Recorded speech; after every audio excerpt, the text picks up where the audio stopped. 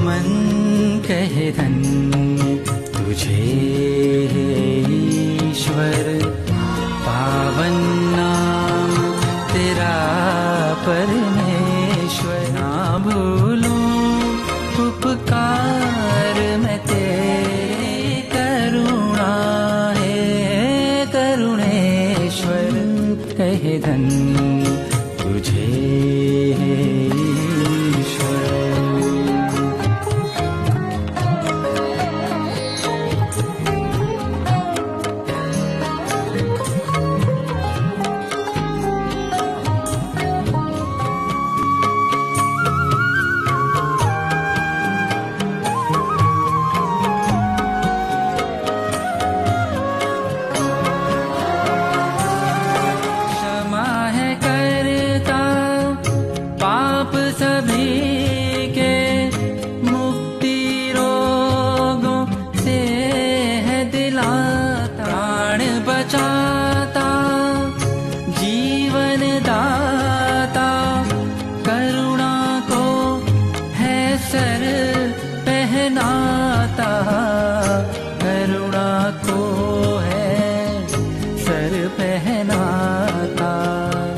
उसकी दया को गाए हर क्षण, उसकी दया को गाए हर क्षण।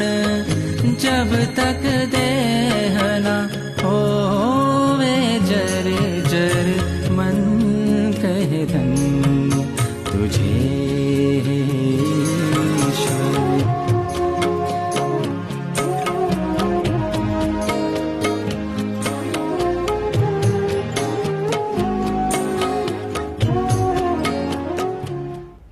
नमस्कार, प्रभु में आप सभी को मेरा सलाम। आत्मनिर्भर, सेल्फ डिपेंडेंस, बहुत चर्चा में है आजकल ये लफ्ज़। क्या है आत्मनिर्भर का मतलब? इसका स्पिरिचुअल कॉनोटेशन क्या है? आत्म का जो ओरिजिनल वर्ड है या सोर्स है वो क्या है? आत्मा। आत्मा से, आत्म जो है वो आत्मा से संबंधित है, ये इसका मतलब है। और आत्मा का स्रोत क्या है? परमात्मा, सबसे ऊपर, जिसके ऊपर कोई नहीं है, जिसको हम परमात्मा कहते हैं, परमेश्वर कहते हैं, खुदा कहते हैं, गॉड कहते हैं। हमारी डिपेंडेंस किस पर होनी चाहिए? बाइबल की किताब है उत्पत्ति, जेनेसिस, उसका पहले अध्याय का 27वां पद कहता है कि परमेश्वर ने इंसान को, मनुष्य को अपनी शक्ल सूरत पर बनाया है। God made man in his own image। क्या है खुदा की शक्ल सूरत? उसकी इमेज क्या है?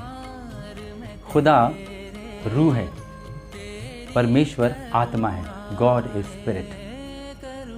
और उसी इमेज में उसने मनुष्य की रचना की है, यानी हमारी रचना की, यानी हमारे अंदर भी उसकी, उस रूह का, उसकी उस आत्मा का अंश पाया जाता है।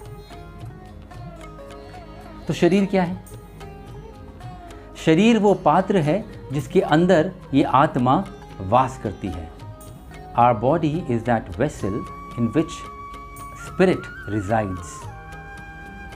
अब यहाँ से एक जद्दोजहद शुरू होती है और उसका जिक्र है बाइबल के अंदर। एक किताब है गलातियों, उसका 5वें का 16वें 17 आयत में पढ़ रहा हूँ, जो कहती है, पर मैं कहता हूँ आत्मा के अनुसार चलो तो तुम शरीर की लालसा किसी रीति से पूरी ना करोगे, क्योंकि शरीर आत्मा के विरोध में और आत्मा शरीर के विरोध में लालसा करता है, और ये एक दूसरे के विरोधी हैं, इसलिए कि जो तुम करना चाहते हो वो ना करने पाओ। यानी कि आत्मा और शरीर ये एक दूसरे के विरोधी हैं।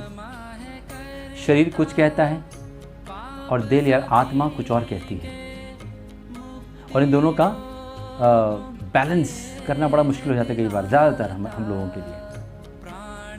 मगर वो क्या कह रहा है कि आत्मा के अनुसार चलो तो शरीर की लालसा, जो कि ज़्यादातर गलत होती है, किसी रीति से पूरी ना करोगे। तो शरीर क्या है? शरीर का रोल क्या है?